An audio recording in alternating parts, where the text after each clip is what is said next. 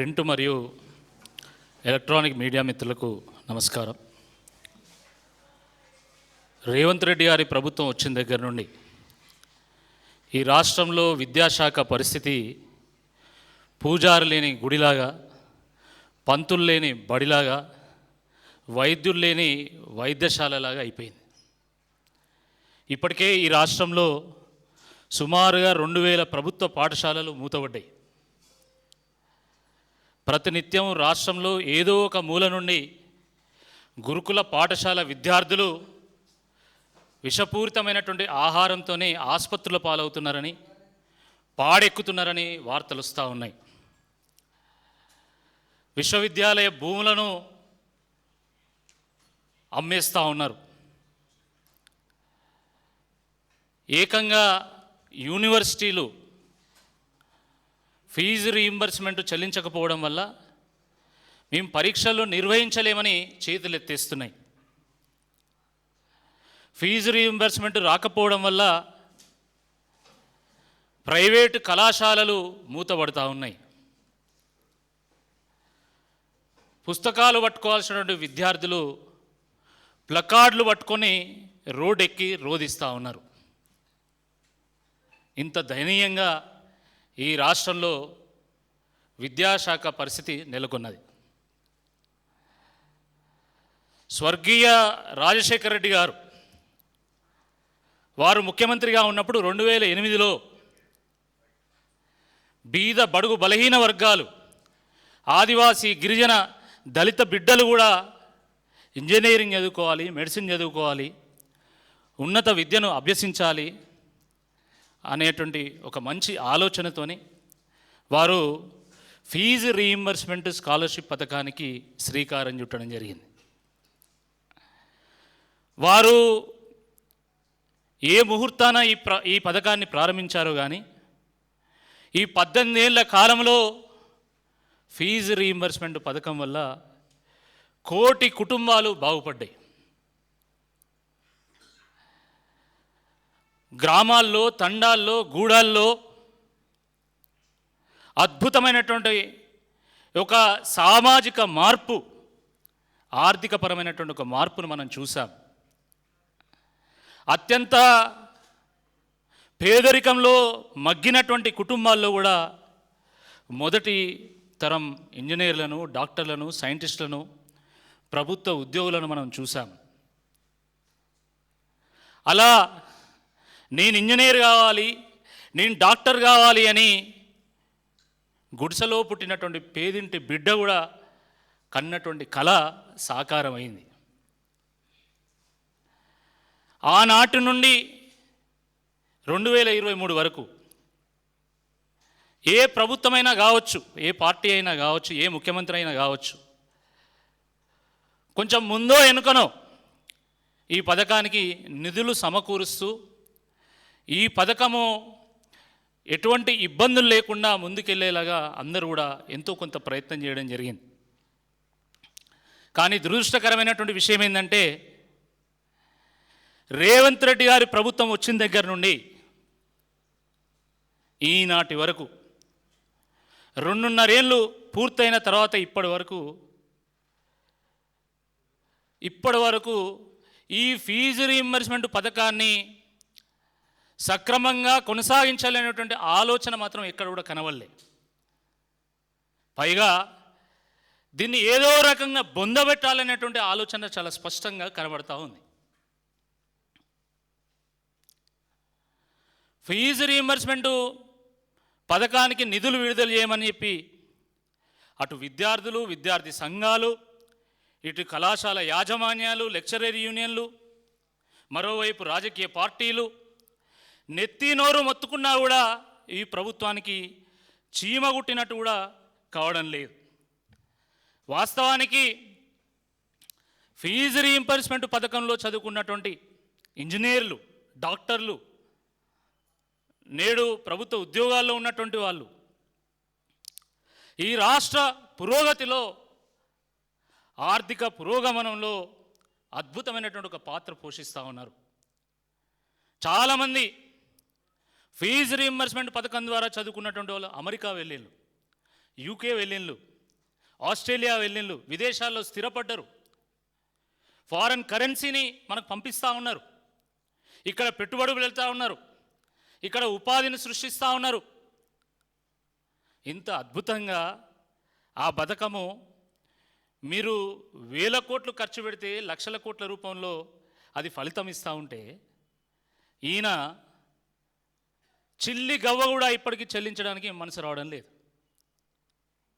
ఇది ఎంతవరకు సమంజసమని చెప్పి ఈ సందర్భంగా మేము ప్రశ్నిస్తూ ఉన్నాం. ఏమనంటే డబ్బులు లేవు, బీఆర్ఎస్ ప్రభుత్వం అప్పులపాలు చేసింది రాష్ట్రాన్ని, కాబట్టి మాకు ఫీజు రీయింబర్స్మెంట్ చెల్లించడానికి డబ్బులు లేవంటాడు. అరే, విద్య అనేది రాజ్యాంగం కల్పించినటువంటి హక్కు. ఇది మీ భిక్ష కాదు, ఇది ప్రభుత్వాల బాధ్యత. అది ఈరోజు మూసీ కోసం 1,00,000 కోట్లు ఖర్చు పెడుతున్నావు కదా, ఫ్యూచర్ సిటీ కోసం 1,00,000 కోట్లు ఖర్చు పెడుతున్నావు కదా, కాంట్రాక్టర్ల పేరు మీద వేల కోట్ల రూపాయలు మీరు చెల్లిస్తున్నారు కదా,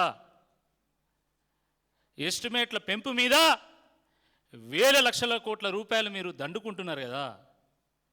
మరి ఫీజు రీయింబర్స్మెంట్ పథకానికి ఒక 4-5 వేల కోట్ల రూపాయలు మీరు చెల్లించమంటే మీకు ఎందుకు మనసు రావడం లేదని అడుగుతున్నా.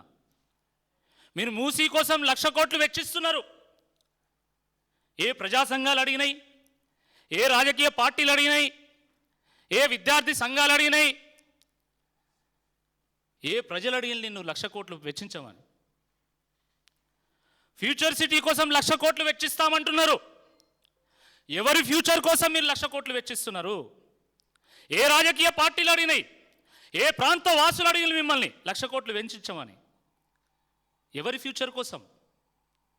ఈ రాష్ట్రంలో ఉన్నటువంటి 15 లక్షల మంది విద్యార్థుల యొక్క భవిష్యత్తుకు దిక్కు లేదు, కానీ మీ కాంగ్రెస్ పార్టీ నాయకుల భవిష్యత్తు కోసం మీరు భవిష్యత్తు నగరాన్ని నిర్మాణం చేస్తారా?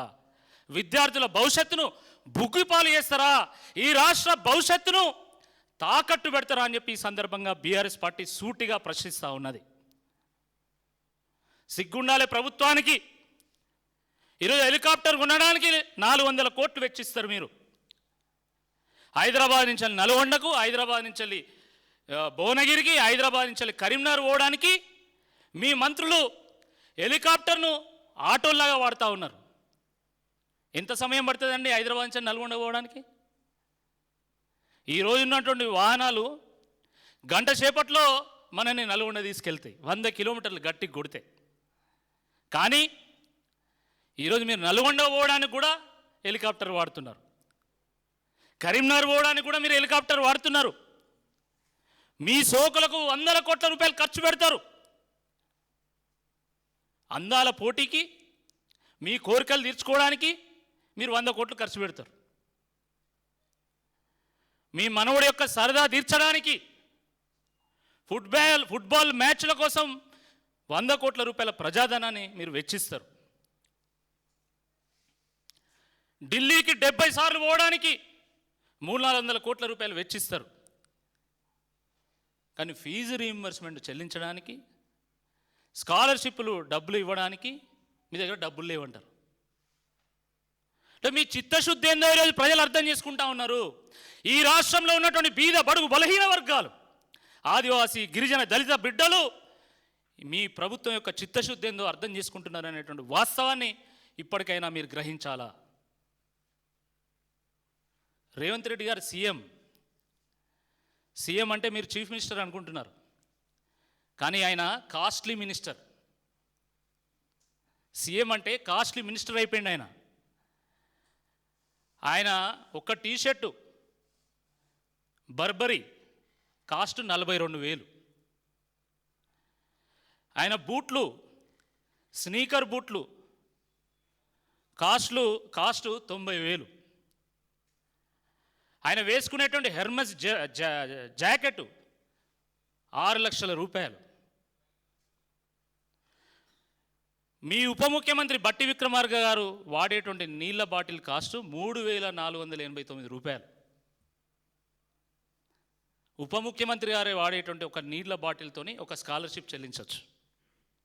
ముఖ్యమంత్రి గారు వేసుకునేటువంటి ఒక షర్టుతోని ఒక ఫీజు రీయింబర్స్మెంట్ చెల్లించవచ్చు. ఆయన వేసుకునేటువంటి ఒక బూట్లతోని 2 విద్యార్థులకు ఫీజు రీయింబర్స్మెంట్ చెల్లించవచ్చు. ఆయన వేసుకునేటువంటి జాకెట్తోని 10-15 మంది విద్యార్థులకు ఫీజు రీయింబర్స్మెంట్ చెల్లించవచ్చు. మీరు వేసుకోబోయేటువంటి హెలికాప్టర్ల కాస్ట్తోని, మీ ఢిల్లీ ట్రిప్పులతోని, మీ అందాల పోటీలతోని, మీ ఫుట్బాల్ మ్యాచ్లతోని ఒక ఏడాది మొత్తము ఫీజు రీయింబర్స్మెంట్ స్కాలర్షిప్లు ఇవ్వచ్చు. కానీ ఇవ్వరు. ఎందుకంటే కమిషనే మిషన్గా మీ ప్రభుత్వం నడుస్తున్నది కాబట్టి. మీరు ఫీజు రీయింబర్స్మెంట్ పేరు మీద మీరు డబ్బులు చెల్లిస్తే అలా మీకు కమిషన్ రాదు కదా, మీకు వాటా రాదు కదా.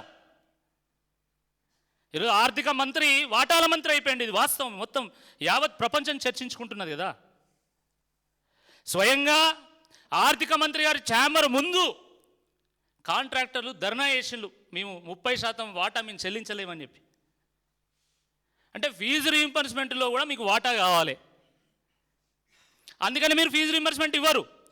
అదేదో ఓపెన్గా చెప్తే అయిపోతుంది కదా. అదేదో ఓపెన్గా చెప్తే ఈ బీద బడుగు బలహీన వర్గాల వాళ్ళు, ఎస్సీ ఎస్టీ బిడ్డలు అవసరమైతే ప్రతి చౌరస్తాలో భిక్షాటన చేసైనా కూడా మీకు కమిషన్ చెల్లించైనా ఆ ఫీజు రీయింబర్స్మెంట్ స్కాలర్షిప్ డబ్బులు తీసుకొని వాళ్ళు చదువుకుంటారు. మీ జల్సాలకు 100 కోట్ల రూపాయలు మీరు వెచ్చిస్తారు. మీ లగ్జరీస్ కోసము మీరు లక్షల రూపాయలు ఖర్చు పెట్టుకుంటారు మీ వ్యక్తిగతంగా. మీరు స్కాలర్షిప్లు డబ్బులు ఇవ్వమంటే ఇయ్యరా? ఎంత అండి స్కాలర్షిప్? ఒక విద్యార్థికి 5,000 రూపాయలు, 6,000 రూపాయలు.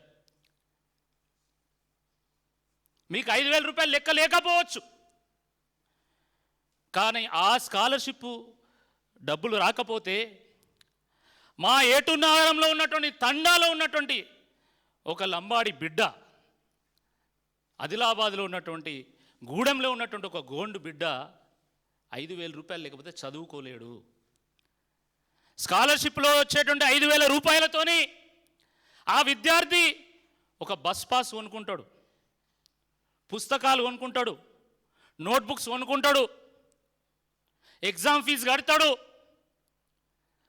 ఆ డబ్బులనే ఆధారంగా చేసుకొని ఓ డిగ్రీయో పీజీయో పూర్తి చేసుకొని ఓ చిన్నపాటి ఉద్యోగం సంపాదించుకుంటాడు.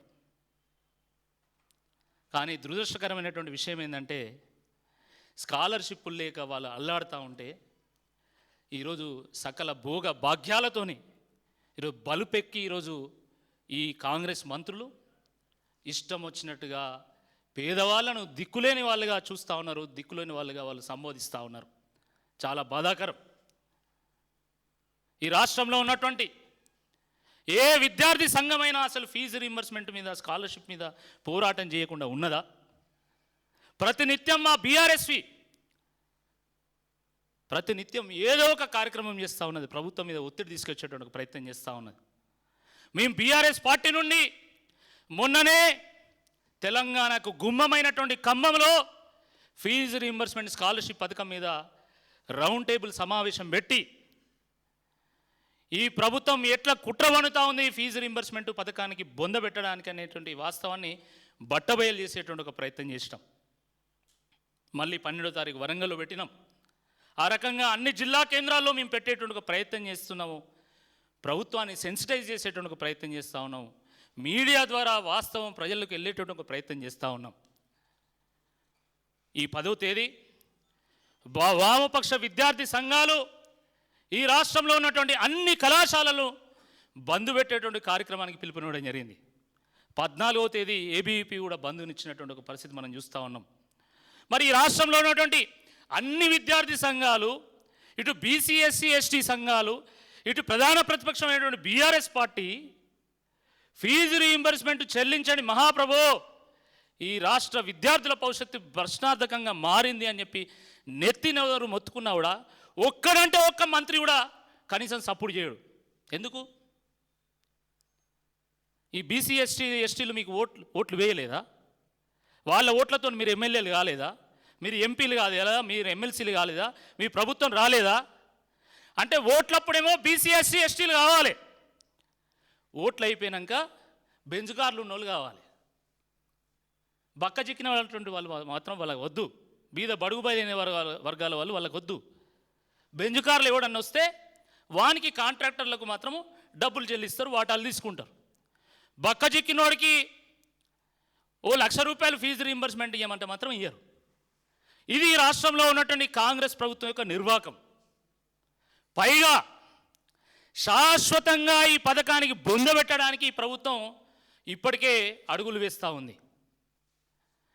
అరే మాకు ఫీజు రీయింబర్స్మెంట్ రాకపోవడం వల్ల మేము కళాశాలలు నడపలేకపోతున్నాము, రెంట్లు కట్టలేకపోతున్నాము, ఈ లెక్చరర్లకు జీతాలు ఇవ్వలేకపోతున్నాము, స్టాఫ్కి డబ్బులు ఇవ్వలేకపోతున్నాము, ఎలక్ట్రిసిటీ బిల్లులు, వాటర్ బిల్లులు, తర్వాత మున్సిపల్ ట్యాక్స్ కట్టలేకపోతున్నాము. కాబట్టి మీరు కొంతలో కొంత అయినా మీరు బకాయిలు చెల్లించండి అని చెప్పి పాపం కాలేజీ యాజమాన్యాలు కాళ్ళు చేతులు పట్టుకునేటువంటి ఒక ప్రయత్నం చేసినాయి.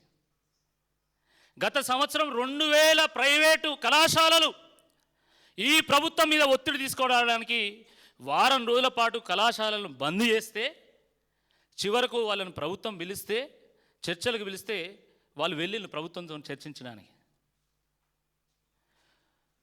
రూము లోపలికి వచ్చేంత వరకు మొత్తం మీడియా అంతా మనమంతా వీళ్ళు చర్చలకు వెళ్ళాలనుకున్నాం. రూమ్ లోపలికి పిలిచి వాళ్ళని బ్లాక్మెయిల్ చేసిండ్రు. బిడ్డ మీరు కనుక ఫీజు రీయింబర్స్మెంట్ మీద మా మీద ఒత్తిడి చేస్తే మేము విజిలెన్స్లో పెడతాం, విజిలెన్స్ పెట్టి మిమ్మల్ని లోపలేస్తాం, బొక్కలు వేస్తామని చెప్పేసి వాళ్ళని బెదిరిస్తే పాపం వాళ్ళు కళాశాలలు తెరిచిండ్రు. తిరిగి చూస్తే 10 నెలల తర్వాత ఈరోజు పరిస్థితి ఏంటంటే సగం డిగ్రీ కాలేజీలు మూతపడ్డాయి ఈ రాష్ట్రంలో. మీరు ఎంక్వైరీ చేయండి, ఏ సిటీలో అయినా, ఏ జిల్లా కేంద్రంలో ఎంక్వైరీ చేయండి మీరు. నల్గొండలో ఒకప్పుడు ఎన్ని డిగ్రీ కాలేజీలు ఉండే, ఈరోజు 1, 2 ఉన్నాయి, మిగిలినవి అంతే. వరంగల్లో సగం డిగ్రీ కాలేజీలు మూతపడ్డాయి, సగం జూనియర్ కాలేజీలు మూతపడ్డాయి. ఆ రకంగా అనేక జిల్లా కేంద్రాల్లో జూనియర్ కళాశాలలు, డిగ్రీ కళాశాలలు, పీజీ కాలేజీలు మూతపడ్డాయి. అసలు అంతేందుకు, విచిత్రంగా ఈరోజు ఇంజనీరింగ్ కళాశాలలు కూడా మూతపడుతున్నాయి ఈ రాష్ట్రంలో. ఆనాటి ప్రభుత్వము సాధ్యమైనన్ని ఇంజనీరింగ్ కళాశాలలు ఓపెన్ చేయాలనేటువంటి ఉద్దేశంతో కళాశాల యాజమాన్యాలను ప్రోత్సహిస్తే, ఈరోజు ఉన్నటువంటి ప్రభుత్వం బుల్డోజింగ్తో, బ్లాక్మెయిల్తోని కళాశాలలు బంద్ చేసుకుంటున్నారు. ఎట్లా నడుపుతారండి నాకు అర్థం కాదు. ఒక్క ఇంజనీరింగ్ కళాశాలకు సగటున 30 కోట్లు, 40 కోట్లు, 50 కోట్లు ప్రభుత్వం బకాయి పడ్డది. మా బకాయిలు చెల్లించండి అని చెప్పి వాళ్ళు కాళ్ళు చేతుల వాళ్ళు బతిమాలితే, పాత బకాయిలతో మాకు సంబంధం లేదు, ఇంతకంటే దిక్కుమాల ప్రభుత్వం ఉంటుంది ఎక్కడన్నా? అరే government is a continuous process. పార్టీలు వస్తాయి పోతాయి, ముఖ్యమంత్రులు అవుతారు దిగిపోతారు, కానీ ప్రభుత్వాలు మాత్రము కొనసాగుతూ ఉంటాయి. ప్రజలకు సేవలు అందించేటువంటి వ్యవస్థలు ప్రభుత్వ వ్యవస్థలు. ఒక ముఖ్యమంత్రి స్థాయిలో ఉండి, ఒక రాజ్యాంగ హోదాలో ఉండి కనీసం ఈ జ్ఞానం లేకుండా పాత బకాయిలతో నాకు సంబంధం లేదంటాడు. కేసీఆర్ గారు ముఖ్యమంత్రి అయిన తర్వాత ఆ రోజు వైఎస్ రాజశేఖర రెడ్డి గారు ప్రవేశపెట్టినటువంటి ఆరోగ్యశ్రీని, 108 పథకాన్ని, 104 పథకాన్ని అద్భుతంగా కొనసాగించిండు. వాటిని మరింత బలోపేతం చేసిండు, వాటికి మరిన్ని నిధులు వెచ్చించిండు. అదేవిధంగా ఫీజు రీయింబర్స్మెంట్ వల్ల వేల లక్షల మంది విద్యార్థుల జీవితాలు బాగుపడుతున్నాయి. ఒక అద్భుతమైనటువంటి ఒక సామాజిక మార్పుకు, ఆర్థిక అభివృద్ధికి, ఆర్థిక పురోగతికి ఈ పథకము నాంది పలుకుతున్నది. కాబట్టి దీన్ని మరింత బలోపేతం చేయాలని చెప్పి గత కాంగ్రెస్ ప్రభుత్వాలు చేసినటువంటి 2000 కోట్ల రూపాయల బకాయిలు ముఖ్యమంత్రిగా కేసీఆర్ గారు చెల్లించడమే కాదు, కేసీఆర్ గారి హయాంలో ఈ పథకాన్ని మరింత బలోపేతం చేయడం జరిగింది. వాస్తవానికి ముఖ్యమంత్రులు ఎవరైనా కావచ్చండి. ఎన్టీ రామారావు గారు ఆ రోజు ప్రభుత్వ పాఠశాలలు తక్కువ ఉండేటివి, ఒక 5-6 గ్రామాలకు ఒకటి, 10 లేకపోతే 10 గ్రామాలకు ఒక ప్రభుత్వ పాఠశాల ఉండేది. కాబట్టి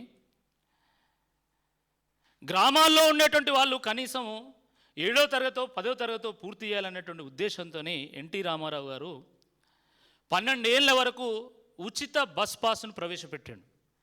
ఎక్కడ పాఠశాల ఉన్నా కూడా ప్రభుత్వ బస్సులో వెళ్ళండి, మీరు చదువుకొని రండి అని చెప్పేసి వారు ఈ రాష్ట్రంలో విద్యాభివృద్ధికి వారు అద్భుతమైనటువంటి ఒక ఇనిషియేటివ్ తీసుకున్నారు. దాని తర్వాత వచ్చినటువంటి వైఎస్ రాజశేఖర రెడ్డి గారు పేరింటి బిడ్డ కూడా ఇంజనీర్ కావాలి, డాక్టర్ కావాలనేటువంటి ఉద్దేశంతో ఫీజు రీయింబర్స్మెంట్ పథకాన్ని వారు ప్రవేశపెట్టడం జరిగింది. కేసీఆర్ గారు వచ్చిన తర్వాత నా ఇంట్లో మనవడైనా లేకపోతే పేదింటి బిడ్డ అయినా కూడా ఒక రెసిడెన్షియల్ పాఠశాలలో ఉన్నతమైనటువంటి విద్యను అభ్యసించేటువంటి ఒక సదుపాయం ఉండాలనేటువంటి ఒక సదుద్దేశంతో 1000 గురుకుల పాఠశాలలు ఓపెన్ చేసి ఒక్కొక్క విద్యార్థి పేరు మీద 1,20,000 రూపాయలు ఖర్చు పెట్టి 6 లక్షల మంది విద్యార్థులను గురుకుల పాఠశాలలో చదివించినాడు. కేవలం అదే కాదు, పేదింటి బిడ్డలు ఇక్కడ మాత్రమే కాదు, విదేశాల్లో కూడా ఉన్నతమైనటువంటి విద్యను అభ్యసించాలనేటువంటి ఉద్దేశంతోనే వారు ఓవర్సీస్ స్కాలర్షిప్ను కూడా వారు ప్రవేశపెట్టారు. ఈ సందర్భంగా నేను ప్రశ్నిస్తున్న కాంగ్రెస్ ప్రభుత్వాన్ని, ఇంతమంది ముఖ్యమంత్రులు విద్య ఒక హక్కని, విద్య ద్వారా మాత్రమే పేదరికాన్ని జయించగలుగుతామని, విద్య ద్వారా మాత్రమే అద్భుతమైనటువంటి ఒక సామాజిక ఆర్థిక మార్పును తీసుకురాగలుగుతామని ఇలాంటి బృహత్తరమైనటువంటి పథకాలు ప్రవేశపెట్టింది కదా, నువ్వేం పెట్టినావు అసలు? ఈ 2.5 ఏళ్లలో నువ్వు విద్యాశాఖలో తీసుకొచ్చినటువంటి మార్పు ఏంది, తీసుకొచ్చినటువంటి సంస్కరణ ఏందని చెప్పి ఈ సందర్భంగా నేను అడుగుతున్నా. ఏం చేసినావు నువ్వు? ఉస్మానియా యూనివర్సిటీ పోతే 1000 కోట్ల రూపాయలు ఇస్తా అంటే ఇప్పటివరకు 1 రూపాయి ఇవ్వలే. కోటి మహిళా కళాశాలలు యూనివర్సిటీ చేసినామన్నారు, 500 కోట్లు ఇస్తామన్నాడు, ఇప్పటివరకు 1 రూపాయి ఇవ్వలే. తెలంగాణ పబ్లిక్ స్కూల్స్ అని ఈరోజు ఇంత హడావిడి చేసి ఆ కాంట్రాక్ట్ మొత్తం వాళ్ళ బంధువులకు అప్పచెప్తున్నారు. ఏం మార్పు వచ్చింది అసలు కాంగ్రెస్ వస్తే? కాంగ్రెస్ వస్తే మార్పు వస్తుంది. ఎవరి జీవితాల్లో మార్పు వచ్చింది? మీ కాంగ్రెస్ నాయకుల జీవితాల్లో మార్పు వచ్చింది, కానీ విద్యార్థుల జీవితాల్లో మార్పు వచ్చిందా? నిరుద్యోగుల జీవితాల్లో మార్పు వచ్చిందా? రైతుల జీవితాల్లో మార్పు వచ్చిందా? కూలీల జీవితాల్లో మార్పు వచ్చిందా? ఆటో వాళ్ళ జీవితాల్లో మార్పు వచ్చింది? ఎవరి జీవితాల్లో మార్పు వచ్చిందని చెప్పి ఈ సందర్భంగా నేను సూటిగా ప్రశ్నిస్తూ ఉన్నా. ఈరోజు పరిస్థితి చాలా తీవ్రంగా మారింది. మొన్న ఎంసెట్కి సంబంధించినటువంటి కౌన్సిలింగ్ జరిగితే దానికి సంబంధించినటువంటి ప్రక్రియ ప్రారంభమైతే 50,000 మంది ఎంసెట్ ర్యాంకులు వచ్చి కూడా వాళ్ళ సర్టిఫికేట్లను వెరిఫై చేసుకోలేదు. వాళ్ళు టర్నప్ అవుతలేరు. ఎందుకు? అసలు ఈ ఫీజు రీయింబర్స్మెంట్ పథకం కొనసాగుతుందా లేదా అనేటువంటి అనుమానము ఈరోజు అందరిలో ఉంది. ఎందుకున్నది అంటే ఈ ప్రభుత్వము జియో నెంబర్ 7ని ఈ మధ్యలో తీసుకొచ్చింది. ఆ పథకం ద్వారా ప్రభుత్వం చెప్పేది ఏంటంటే, ఇన్ని రోజులు మేము యాజమాన్యాలకు డబ్బులు ఇచ్చినాము, కానీ ఈ జియో 7 ద్వారా మేము విద్యార్థులకు నేరుగా ఫీజు రీయింబర్స్మెంట్ చెల్లిస్తామంటున్నారు. ఇది సాధ్యమేనా అని అడుగుతున్నా. ఇన్నేళ్ల పాటు ఫీజు రీయింబర్స్మెంట్ పథకం ఉన్నది కాబట్టి మా పిల్లగాన్ని ప్రభుత్వమే చదివిస్తుంది, ప్రభుత్వమే డబ్బులు వెచ్చి చదివిస్తుంది అని చెప్పేసి తల్లిదండ్రులకు ఒక భరోసా ఉండేది. ర్యాంక్ వస్తే చాలు, కౌన్సిలింగ్కి పోయి ఆడ సర్టిఫికెట్లు పెట్టి ఆడ అడ్మిషన్ తీసుకునేది. ఈరోజు పరిస్థితి ఏంది? నువ్వు విద్యార్థులకు నేరుగా చెల్లిస్తావంటే ఈ పథకానికి ఎగనామం పెడుతున్నా అని చెప్పకనే చెప్తున్నావు. ఇది తల్లిదండ్రులకు అర్థమైంది, ఇది విద్యార్థులకు అర్థమైంది. అందుకనే ఎవరు కూడా ఫీజు రీయింబర్స్మెంట్ ద్వారా ఇంజనీరింగ్ చదువుకోవాలని అనుకునేటువంటి ఒక పరిస్థితి లేదు, డిగ్రీ పీజీ చదువుకోవాలని అనుకునేటువంటి ఒక పరిస్థితి లేదు. ఇది వాస్తవం నేను మాట్లాడేది. నమ్మకం పోయింది విద్యార్థులకు కానీ తల్లిదండ్రులకు కానీ, నమ్మకం పోయింది. గత 3 ఏళ్ల నుంచి 1 రూపాయి కూడా విడుదల చేయకపోవడం వల్ల ఈరోజు విద్యార్థులు పాపము ఇంజనీరింగ్ పూర్తి చేసి, డిగ్రీ పీజీలు పూర్తి చేసి, ఉన్నత చదువులకు పోవాలనుకున్నా కూడా కనీసం సర్టిఫికెట్ వస్తలేదు. కొంతమంది అయితే చదువుకున్న దాంట్లో ఒక 10-20% మందికి సాఫ్ట్వేర్ ఉద్యోగాలు వచ్చినాయి. వాళ్ళు సిటిఎస్లో, ఇన్ఫోసిస్లో, టీసీఎస్లో జాబ్ వస్తే సర్టిఫికెట్ కావాలంటే కాలేజీ వాళ్ళు ఏమంటారు, నువ్వు మొత్తం 4 ఏళ్ళకి సంబంధించి నువ్వు 8 లక్షలు చెల్లించు, నువ్వు 5 లక్షలు చెల్లించు, 10 లక్షలు చెల్లించు అంటారు. అట్లయితే నీ సర్టిఫికెట్ ఇస్తామంటారు. కంపెనీ వాళ్ళు ఏమంటారు, నువ్వు సర్టిఫికెట్ తీసుకొస్తేనే నీకు ఆఫర్ లెటర్ ఇస్తామని వాళ్ళు మొత్తుకుంటారు. ఒక రకమైనటువంటి ఒక మానసిక ఆందోళనకు ఈరోజు విద్యార్థులు తల్లిదండ్రులు గురవుతున్నారు. ఇది వాస్తవ పరిస్థితి ఈ రాష్ట్రంలో. ఇటువంటి ఈ పరిస్థితుల్లో మొత్తమే దీన్ని బొందబెట్టాలనేటువంటి ఆలోచన ఈ ప్రభుత్వం చేయడం చాలా దుర్మార్గం. ఎందుకు ఈ రకమైనటువంటి ఆలోచన చేస్తున్నారని చెప్పి ఈ సందర్భంగా నేను అడుగుతున్నా. అంటే ఎస్సీ ఎస్టీ బీసీ బిడ్డలు చదువుకోకూడదా? వాళ్ళు చదువుకుంటే మిమ్మల్ని ప్రశ్నిస్తారనేటువంటి ఒక భయం ఏమైనా ఉన్నదా మీకు? కారణం ఏంది అని అడుగుతున్నాం. డబ్బులు లేవు అని చెప్పడం అయితే ఇది దుర్మార్గం. ఎందుకంటే స్కాలర్షిప్ పథకం ఎంత అండి? సంవత్సరానికి ఒక 2200 కోట్లు లేదా 2500 కోట్ల రూపాయలు చెల్లిస్తే సరిపోతుంది. ఫీజు రింబర్స్మెంట్ స్కాలర్షిప్ ఇది పెద్ద అదేం కాదు. తెలంగాణ రాష్ట్ర బడ్జెట్ ఏడాదికి 3,25,000 కోట్ల రూపాయలు. అంటే 3 ఏళ్ళ బడ్జెట్ కలిపితే ఇంచుమించుగా ఒక 10 లక్షల కోట్ల రూపాయలు. దానికి తోడుగా సంవత్సరానికి వీళ్ళు 75,000 నుంచి 1,00,000 కోట్ల రూపాయలు అప్పు చేస్తున్నారు. ఇప్పటికే 4 లక్షల కోట్లు అప్పు అయిందని అంటున్నారు. అంటే బడ్జెట్ ద్వారా ఖర్చు పెట్టేది 10 లక్షల కోట్లు అయితే అప్పుల ద్వారా ఖర్చు చేసేది మరొక 4 లక్షల కోట్లు. 14 లక్షల కోట్ల రూపాయల్లో 10,000 కోట్ల రూపాయల ఫీజు రీయింబర్స్మెంట్ స్కాలర్షిప్ బకాయిలు మీరు చెల్లించలేరా? ఇంత దుర్మార్గమా? మీ కాంట్రాక్టర్లకు మీరు డబ్బులు చెల్లించలేదా? మీ ప్రభుత్వంలో మంత్రులుగా ఉన్నటువంటి కాంట్రాక్టర్ల కంపెనీలకు మీరు ఎన్ని వేల కోట్ల రూపాయలు, ఎన్ని లక్షల కోట్ల రూపాయలు వెచ్చించిళ్ళు, బిల్లులు విడుదల చేసిళ్ళు? మీరు ఒక వైట్ పేపర్ ఇవ్వండి. ఏ కాంట్రాక్టర్కు ఈ 2.5 ఏళ్లలో ఎన్ని బిల్లులు విడుదల చేసిళ్ళు ఒక్కసారి మీరు వైట్ పేపర్ ఇష్యూ చేయండి. వాస్తవం ఏందో బయటపడుతుంది. మీ కాంట్రాక్టర్ల డబ్బులు చెల్లించుడు, దాంతో మీ వాటాలు తీసుకుని ఢిల్లీకి మూటలు మోసుడు, ఇది వాస్తవం కాదని నేను అడుగుతున్నా. మూటలు మోయడానికి డబ్బులు ఉంటాయి, ఫీజు రీయింబర్స్మెంట్ స్కాలర్షిప్లకు డబ్బులు ఏమంటే మాత్రం డబ్బులు ఉండవు. ఇది చాలా బాధాకరం. సాధారణ రాష్ట్రాలు సగటున ఈరోజు విద్య కోసం 14-15% నిధులను ఖర్చు చేస్తున్నాయి బడ్జెట్లో. బీహార్ లాంటి వెనుకబడినటువంటి రాష్ట్రం సైతము విద్యాభివృద్ధి కోసము ఏడాదికి 20% నిధులను ఖర్చు చేస్తున్నది. బీఆర్ఎస్ ప్రభుత్వం ఉన్నప్పుడు తెలంగాణలో కూడా విద్యాశాఖ కోసం మనము 9-10% నిధులను ఖర్చు పెట్టేది. కానీ ఈరోజు ఆ పరిస్థితి ఉన్నదా? పేరుకే బడ్జెట్ల నిధులు, విడుదల మాత్రం నిల్లు. ₹1 అంటే ₹1 చెల్లించడం, అన్నీ ఒట్టిగానే ప్రకటనలు. ఓయూకు పోయి ప్రకటన చేస్తారు, లేకపోతే కేయూకి వచ్చి ప్రకటన చేస్తారు, లేదా కోటి మహిళా కాలేజీ పోయి ఒక ప్రకటన చేస్తారు. అన్ని ప్రకటనలే, పబ్లిసిటీ లేదు తప్ప పని మాత్రం లేదు. జీరో, పని మాత్రం జీరో అని చెప్పి ఈ సందర్భంగా నేను మనవి చేస్తూ ఉన్నాను.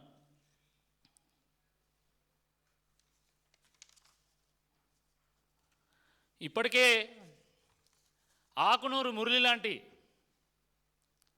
మేధావితనంలో భాస్కర్ అవార్డు పొందినటువంటి మేధావులు అదేదో కమిషన్ ఇస్తే దాంట్లో రాష్ట్రాలు ఏమని ఫీజు రీయింబర్స్మెంట్ వల్ల అసలు పేదలకు లబ్ధి చేకూరట్లేదని ఇప్పటికే రాష్ట్ర పారేషన్లు. వీళ్ళేమో జీవో నెంబర్ 7 ఇచ్చిండ్లు. ఇచ్చేసి ఫీజు రీయింబర్స్మెంట్ పథకం ఇక కొనసాగించమని చెప్పి ఈ సందర్భంగా వాళ్ళు చెప్పేటువంటి ఒక ప్రయత్నం చేస్తూ ఉన్నారు. నేను ఈ సందర్భంగా ప్రజా సంఘాలను, బీసీ ఎస్సీ సంఘాలను, అదేవిధంగా మీడియా మిత్రులను కూడా నేను కోరుతున్నా. రాజకీయాలు చేయడానికి మాకు అనేక అవకాశాలు ఉన్నాయి. ఎన్నో రకాలుగా ప్రభుత్వాన్ని బోన్లో పెట్టేటువంటి ఆస్కారం మాకు ఉన్నది. కానీ ఫీజు రీయింబర్స్మెంట్ పథకం ఇది ఈ రాష్ట్ర భవిష్యత్తుకు సంబంధించినటువంటిది.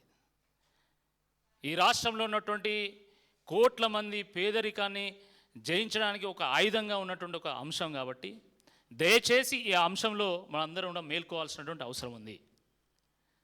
ఇది మనందరికి సంబంధించినటువంటి అంశం కాబట్టి మీరందరూ కూడా ప్రభుత్వాన్ని సెన్సిటైజ్ చేయాల్సినటువంటి అవసరం ఉంది, బాధ్యత ఉంది. ఇప్పటికే మనం చూస్తున్నాం ప్రభుత్వాల మీద ఉన్నటువంటి అసంతృప్తితోనే ఈరోజు కాక్రోచ్ పార్టీలు వస్తున్నాయి.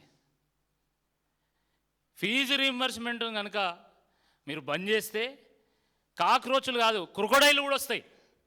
ఆ క్రొకొడైలే మిమ్మల్ని మింగేస్తాయని చెప్పి ఈ సందర్భంగా నేను ఈ ప్రభుత్వ పెద్దలను నేను ఈ సందర్భంగా హెచ్చరిస్తూ ఉన్నా. ఫీజు రీయింబర్స్మెంట్ రద్దు చేస్తే ఈ విద్యార్థుల తల్లిదండ్రులు, కళాశాల యాజమాన్యాలు, కళాశాలలో ఉన్నటువంటి లెక్చరర్లు మీ ప్రభుత్వాన్ని రద్దు చేసేటువంటి ఒక పరిస్థితి వస్తుంది. ఈ రాష్ట్రంలో సైతం జెన్జీ ఉద్యమం వస్తుందని చెప్పి ఈ సందర్భంగా నేను హెచ్చరిస్తున్నా. ఏడాదిలో 14 లక్షల మంది ఈ ఫీజు రీయింబర్స్మెంట్ స్కాలర్షిప్ పథకం ద్వారా లబ్ధి పొందుతారు. కాబట్టి వాళ్ళందరూ కూడా మీ భరతం పట్టడానికి సిద్ధంగా ఉన్నారు. కాబట్టి ఇప్పటికైనా మీరు ఫీజు రీయింబర్స్మెంట్ స్కాలర్షిప్ బకాయిలను చెల్లించాల్సిందే ఈ సందర్భంగా మేము బీఆర్ఎస్ పార్టీ పక్షాన డిమాండ్ చేస్తూ ఉన్నాం. మా నాయకులు కూడా అన్ని వేదికల మీద ప్రభుత్వానికి విజ్ఞప్తి చేస్తున్నారు. ఇప్పటికే మేము రౌండ్ టేబుల్ల ద్వారా ప్రభుత్వాన్ని సెన్సిటైజ్ చేసేటువంటి ఒక ప్రయత్నం చేస్తూ ఉన్నాం. మీడియా ద్వారా ప్రజల్ని చైతన్యపరిచేటువంటి ఒక ప్రయత్నం కూడా చేస్తున్నాం. రాబోయేటువంటి రోజుల్లో దీన్ని మరింత తీవ్రతరం చేస్తాం. అన్ని సంఘాలు, విద్యార్థి సంఘాలు బంద్కు పిలుపునిస్తున్నాయి. పరిస్థితులు తీవ్రంగా మారుతున్నాయి. కాబట్టి ప్రభుత్వ పెద్దలు ఇకనైనా మేల్కోవాలి. మేల్కొని వెంటనే ఫీజు రీయింబర్స్మెంట్ స్కాలర్షిప్ పథకం విషయంలో ఒక మంచి ప్రకటన చేయాల్సిందే ఈ సందర్భంగా నేను డిమాండ్ చేస్తున్నా. బకాయిలను మొత్తం చెల్లించి మరి రాబోయేటువంటి రోజుల్లో ఈ ఫీజు రీయింబర్స్మెంట్ పథకాన్ని ముందు తీసుకెళ్ళడానికి మీ ప్రణాళిక ఏందో కూడా స్పష్టం చేయాల్సిందే ఈ సందర్భంగా నేను డిమాండ్ చేస్తున్నా. కళాశాల యాజమాన్యాన్ని పిలవాల్సిందిగా, విద్యార్థి సంఘాలను పిలవాల్సిందిగా, కళాశాల లెక్చరర్లను కూడా పిలవాల్సిందిగా, వారితో చర్చలు జరపాల్సిందిగా, తదనుగుణంగా ఒక ప్రకటన విడుదల చేయాల్సిందిగా, ఒక ప్రణాళికను ప్రజల ముందు పెట్టాల్సిందిగా ఈ సందర్భంగా నేను మరొకసారి డిమాండ్ చేస్తా ఉన్నా. నా ప్రశ్న ఉంటే అడగవచ్చు.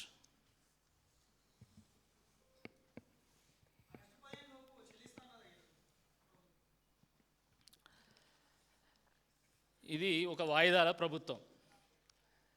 దసరాకి ఇస్తాము, దీపావళికి ఇస్తాము, సంక్రాంతికి ఇస్తాము. మీ ఎమ్మెల్యేల జీతాలు అవుతున్నాయా? ఫస్ట్ తారీఖు మీరు జీతాలు తీసుకోవట్లేదా? మీ క్యాంప్ ఆఫీసులు బాగు చేసుకోవడానికి కోట్ల రూపాయలు విడుదల చేసుకుంటలేరా? మీ కాంట్రాక్టర్లకు మీరు డబ్బులు చెల్లిస్తలేరా? దానికి ఇండిపెండెన్స్ డే, రిపబ్లిక్ డే ఏదండి ఇది? నాకు అర్థం కాదు. నేను భిక్షమిస్తాను నువ్వేమన్నా? విద్య అనేది ప్రభుత్వం వేసేటువంటి భిక్ష కాదు, ప్రభుత్వం యొక్క బాధ్యత. దాన్ని గుర్తు చేయడానికే మేము మాట్లాడుతున్నాం. ఎంత అండి అంత కొడితే? ఈరోజు 10,000 కోట్ల బకాయి ఉన్నది. 2,000 కోట్ల 3,000 కోట్ల మొదటి దఫా విడుదల చేయి. ఎందుకు చేయలేవు? 1,00,000 కోట్లు మూసికి వెచ్చించడానికి డబ్బులు ఉన్నప్పుడు మొదటి దఫాగా ఒక 2,000 కోట్లు విడుదల చేయండి.